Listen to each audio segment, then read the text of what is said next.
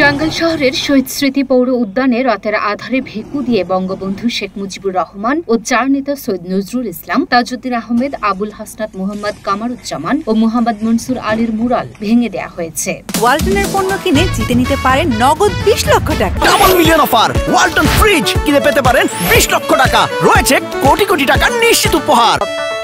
সোমবার রাত 9:30টার দিকে পৌর উদ্যানে স্থাপিত এসব মুরালগুলো ভেকু দিয়ে গুড়িয়ে দেয়া হয়।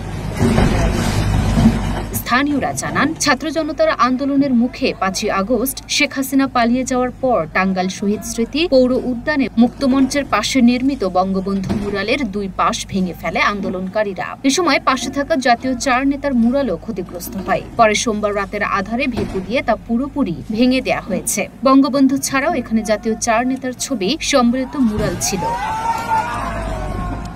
এদিকে রাতে ভাঙা হলেও টাঙ্গাইল সদর থানার পুলিশ এখনো বিষয়টি জানেন না। মঙ্গলবার সকালে টাঙ্গাইল সদর থানার ভারপ্রাপ্ত কর্মকর্তা তানভীর আহমেদ জানান, পৌর উদ্যানে স্থাপিত মুরাল ভাঙার বিষয়টি এখনো জানেন না তারা। স্থানটিও পরিদর্শন করা হয়নি।